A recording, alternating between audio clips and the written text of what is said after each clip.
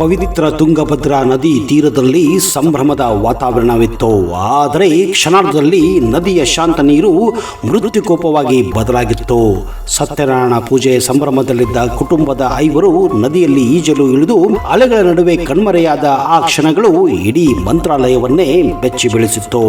ಆಂಧ್ರಪ್ರದೇಶ ರಾಜ್ಯದ ಕರ್ನೂಲು ಜಿಲ್ಲೆಯ ಮಂತ್ರಾಲಯದ ತುಂಗಭದ್ರಾ ನದಿಯಲ್ಲಿ ಈಜಲು ತೆರಳಿದ್ದ 5 ನೀರು ಪಾಲಾದ ಘಟನೆ ಇಡೀ ಕುಟುಂಬವನ್ನೇ ಏಕೆ ಇಡೀ ಆಂಧ್ರಪ್ರದೇಶವನ್ನ ಬೆಚ್ಚಿ ಬೀಳಿಸಿತ್ತು. ತೆಲಂಗಾಣ ರಾಜ್ಯದ ಹೈದರಾಬಾದ್ ನಿವಾಸಿ ವಡ್ಲಾ ಸತೀಶ್, ಇವರ ಪುತ್ರ ಯುವನ್ ಚಂದ್ರ, ಮಂತ್ರಾಲಯದ ನಿವಾಸಿ ರಾಘವೇಂದ್ರ, ಕರ್ನೂಲು ಜಿಲ್ಲೆಯ ಎಮ್ಮಿನಗೂರು ನಿವಾಸಿ ವಡ್ಲಾ ಧನು ಹಾಗೂ ಅನಂತಪುರ ನಿವಾಸಿ ಸಂಧ್ಯಾ ನೀರು ಪಾಲಾದ ದುರ್ದೈವಿಗಳು.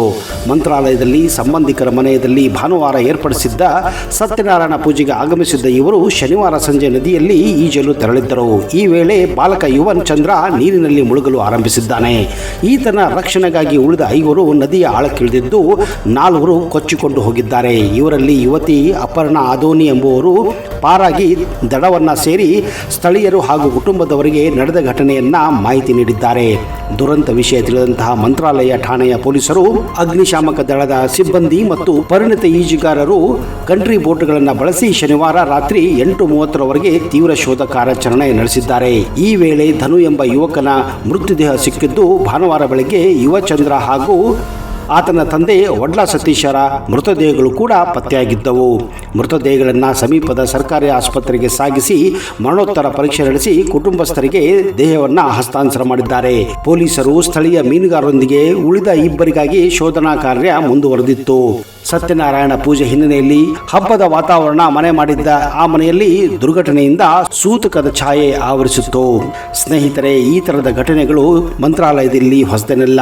ಯಾವಾಗ ನದಿಯ ನೀರು ಕಡಿಮೆ ಆಗುತ್ತದೆಯೋ ಆಗಾಗ ಮಂತ್ರಾಲಯದಲ್ಲಿ ಈ ರೀತಿಯ ಘಟನೆಗಳು ಆಗಾಗ ಆಗುತ್ತಾನೆ ಇರುತ್ತವೆ. ಹೀಗಾಗಿ ಭಕ್ತರು ತುಂಬಾ ಹುಷಾರಾಗಿ ನದಿಯಲ್ಲಿ ಇಳಿಯಬೇಕಾಗುತ್ತದೆ. ಸ್ನೇಹಿತರೆ, ಇಂಥದೇ ಒಂದು ಘಟನೆ ಮಂತ್ರಾಲಯದಲ್ಲಿ ಕೆಲವು ವರ್ಷಗಳ ಹಿಂದೆ ನಡೆದಿತ್ತು. ಆಗ ನೀರು ಕಡಿಮೆಯಲ್ಲ, ಬಟ್ ಭಯಂಕರವಾದಂತಹ ಪ್ರವಾಹ ಇಡೀ ಮಂತ್ರಾಲಯವನ್ನೇ ಆವರಿಸಿ ಬೃಂದಾವನದ ಸುತ್ತಮುತ್ತಲ ಏರಿಯಾವನ್ನು ಕೂಡ ನುಚ್ಚುನೂರು ಮಾಡಿತ್ತು.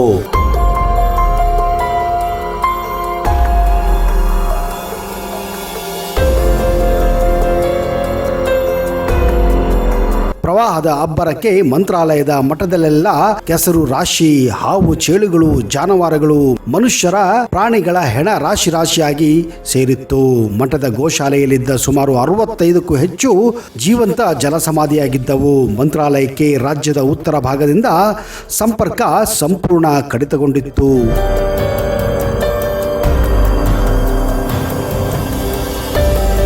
ರಾಯರ ಬೃಂದಾವನದಲ್ಲೂ 1 ಅಡಿ ಮಟ್ಟಕ್ಕೆ ನೀರು ಸುತ್ತುವರೆದಿತ್ತು. ರಾಯಚೂರು ಮಂತ್ರಾಲಯ ಅಂತಾರಾಜ್ಯ ಹೆದ್ದಾರಿ ಸಂಪೂರ್ಣವಾಗಿ ಜಲಾವೃತವಾಗಿ ಸಂಚಾರ ಸ್ಥಗಿತವಾಗಿತ್ತು. ಅಲ್ಲಿಯವರೆಗೆ ಆಹಾರ ನೀರಿಲ್ಲದ ಜನರು ಪ್ರಾಣ ಭೀತಿಯಲ್ಲಿ ನರಳುತ್ತಿದ್ದರು. ಪರಿಹಾರ ಕಾರ್ಯದಲ್ಲಿ ಸಹಕರಿಸುವಂತೆ ರಾಯರ ಮಠದ ಆಡಳಿತ ಮಂಡಳಿ ಭಕ್ತಾದಿಗಳಲ್ಲಿ ಕೂಡ ವಿನಂತಿಸಿತ್ತು. ಊಹಿಸಲು ಸಾಧ್ಯವಾದಂತಹ ರೀತಿಯಲ್ಲಿ ರಾಯರ ಭಕ್ತರು ಮಠದ ನಿವೇದನೆಗೆ ಸ್ಪಂದಿಸಿ ಸ್ವಚ್ಛತಾ ಕಾರ್ಯದಲ್ಲಿ ತೊಡಗಿಕೊಂಡಿದ್ದರು. ಅಂದಿನ ಕರ್ನಾಟಕದ ಮುಖ್ಯಮಂತ್ರಿಯಾಗಿದ್ದ ಯಡಿಯೂರಪ್ಪ ಮಠದ ಪುನಶ್ಚೇತನಕ್ಕೆ ಉತ್ತಮ ಸಹಕಾರ ಕೂಡ ನೀಡಿದ್ದರು. ಆಶ್ಚರ್ಯಕರ ರೀತಿಯಲ್ಲಿ ಕೆಲವು ತಿಂಗಳಲ್ಲಿ ಮಂತ್ರಾಲಯದ ರಾಯರ ಮಠ ಎಂದಿನಂತೆ ಕೊಂಗೊಳಿಸಲು ಪ್ರಾರಂಭಿಸಿತ್ತು.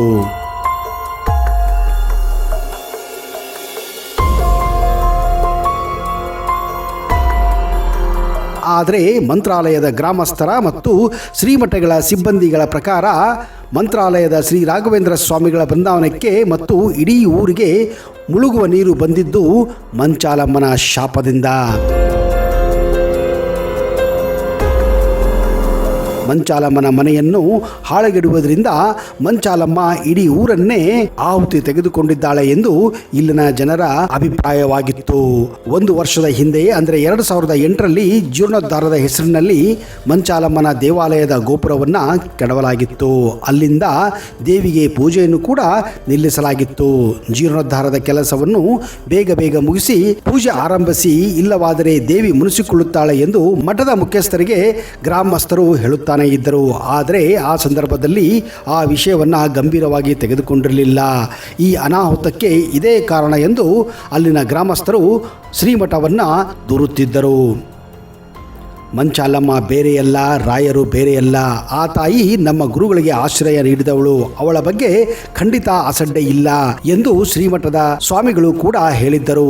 ಇಷ್ಟು ವರ್ಷ ತುಂಗೆ ಎಷ್ಟೇ ಉಕ್ಕಿ ಹರಿದರೂ ನೀರು ಮಂಚಾಲಮ್ಮನ ಗುಡಿ ಮುಟ್ಟುತ್ತಿತ್ತೇ ವಿನಃ ಬೃಂದಾವನ ಮುಳುಗುವುದನ್ನ ನಾವು ಯಾವತ್ತೂ ಕಂಡಿಲ್ಲ. ನಮ್ಮಿಂದ ತಪ್ಪಾಗಿದೆ. ಇನ್ನು ಮುಂದೆ ಹೀಗಾಗದಂತೆ ನೋಡಿಕೊಳ್ಳುತ್ತೇವೆ. ಕಾಮಗಾರಿ ಆದಷ್ಟು ಬೇಗ ಪೂರ್ಣಗೊಳಿಸುತ್ತೇವೆ. ತಾಯಿ ನಮ್ಮನ್ನು ಕ್ಷಮಿಸಲಿ ಎಂದು ಮಂತ್ರಾಲಯದ ಮಠದ ಪೀಠಾಧಿಪತಿಗಳು ಹೇಳಿದ್ದರು. ರಾಯರ ಬೃಂದಾವನದ ಕೂಗಳತೆ ದೂರದಲ್ಲಿರುವ ಮಂಚಾಲಮ್ಮ ಮಂತ್ರಾಲಯದ ಗ್ರಾಮದೇವತೆ. ರಾಯರು ಕೂಡ ಮಂಚಾಲಮ್ಮನ ಅನುಮತಿ ಮತ್ತು ಆಶೀರ್ವಾದ ಪಡೆದೇ ತುಂಗಭದ್ರಾ ತೀರದಲ್ಲಿ ನೆಲೆಗೊಂಡಿದ್ದು ಎಂದು ಉಲ್ಲೇಖ ಕೂಡ ಇದೆ. ರಾಯರ ಬೃಂದಾವನ ಎಷ್ಟೇ ಖ್ಯಾತಿಯಾಗಿದ್ದರೂ ಅಲ್ಲಿನ ಅಂದಾಜು ಸುಮಾರು 3,000 ಮಂದಿ ಆದ್ಯತೆ ನೀಡುವುದು ಮಂಚಾಲಮ್ಮನಿಗೆ ಮಾತ್ರ. ರಾಯರ ಕೃಪೆಯಿಂದ ಹಾಗೂ ಮಂಚಾಲಮ್ಮನ ಆಶೀರ್ವಾದದಿಂದ ಮತ್ತೆ ದಿನ ಕಳೆದಂತೆ ನವ ಮಂತ್ರಾಲಯ ನಿರ್ಮಾಣವಾಗುವ ಸ್ಥಿತಿಯಲ್ಲಿದೆ.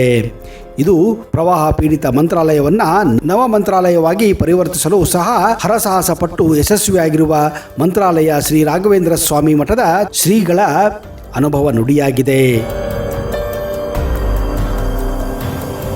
2009ರಲ್ಲಿ ಭಾರೀ ಪ್ರವಾಹದಿಂದ ಜರ್ಜರಿತಗೊಂಡಿದ್ದ ಮಂತ್ರಾಲಯವನ್ನ ರಾಯರ ಕೃಪೆ ಹಾಗೂ ಮಂಚಾಲಮ್ಮನ ಆಶೀರ್ವಾದ ಮತ್ತು ದಾನಿಗಳ ನೆರವಿನಿಂದ ನವ ಮಂತ್ರಾಲಯವಾಗಿ ಪರಿವರ್ತಿಸಿದ ಹಿಂದಿನ ಶ್ರಮವನ್ನು ಅವರು ಮುಂದಿನ ದಿನಗಳಲ್ಲಿ ಹಂಚಿಕೊಂಡಿದ್ದರು.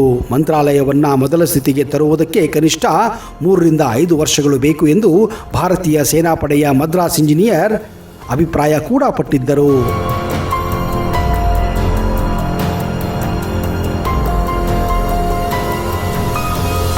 ಇದರ ಜೊತೆಗೆ ಶ್ರೀಮಠದಿಂದ ಮಿಷನ್ 2030 ಎಂಬ ಯೋಜನೆ ರೂಪಿಸಲಾಗಿತ್ತು.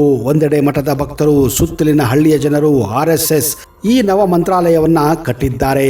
ಪ್ರವಾಹ ನಂತರದ ದಿನಗಳಲ್ಲಿ ಮಂತ್ರಾಲಯದಲ್ಲಿ ಒಂದೇ ಒಂದು ಕೊಠಡಿ ವಾಸಕ್ಕೆ ಯೋಗ್ಯವಾಗಿರಲಿಲ್ಲ. ರಾಯರ ದರ್ಶನ ಮತ್ತು ಆರಾಧನಾ ಸ್ಥಳ ನಿರ್ಮಾಣಕ್ಕೆ 4ರಿಂದ 6 ತಿಂಗಳೇ ಬೇಕಾಯಿತು. ನಂತರ ಎಡಬಲದ ಪ್ರಾಕಾರ, ಪರಿಮಳ ಪ್ರಸಾದ ಪಾಕಶಾಲೆ ನಿರ್ಮಾಣಕ್ಕೆ ಕೈ ಹಾಕಲಾಗಿತ್ತು. ಅಂದಿನ ಸಂಸದ ರಾಜೀವ್ ಚಂದ್ರಶೇಖರ್ ಫೌಂಡೇಶನ್ ಹಾಗೂ ಇನ್ಫೋಸಿಸ್ ಖ್ಯಾತಿಯ ಸುಧಾ ನಾರಾಯಣಮೂರ್ತಿ ಫೌಂಡೇಶನ್ ವತಿಯಿಂದ ಮನೆ ನಿರ್ಮಾಣ ಕಾರ್ಯ ಆರಂಭಿಸಲಾಗಿತ್ತು. ಅಂದು ಪ್ರವಾಹದಿಂದ ಹಾಳಾಗಿದ್ದ ಮಂತ್ರಾಲಯ ದಿನ ಕಳೆದಂತೆ ತನ್ನ ಹೊಸ ಕಳೆಯನ್ನ ಪಡೆದುಕೊಂಡಿತ್ತು. ಈಗಲೂ ಕೂಡ ನವ ಮಂತ್ರಾಲಯದ ಆ ಯೋಜನೆ ದಿನದಿಂದ ದಿನಕ್ಕೆ ರೂಪುಗೊಳ್ಳುತ್ತಿದೆ.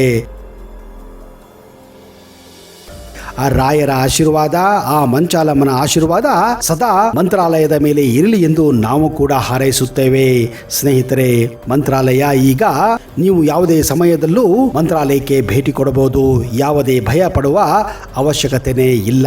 ಹಾಗೂ ಆ ರಾಯರ ಆಶೀರ್ವಾದ ಪಡೆದು ಪುನೀತರಾಗಿರಿ ಎಂದು ನಾವು ಕೂಡ ಹಾರೈಸುತ್ತೇವೆ. ಅಲ್ಲಿಯವರೆಗೆ ಜೈ ಹಿಂದ್, ಜೈ ಕರ್ನಾಟಕ. ನಿಮಗೆ ಈ ವಿಡಿಯೋ ಇಷ್ಟ ಆದರೆ ಜೈ ರಾಘವೇಂದ್ರ ಎಂದು ಕಮೆಂಟ್ ಮಾಡಿ. ಧನ್ಯವಾದಗಳು.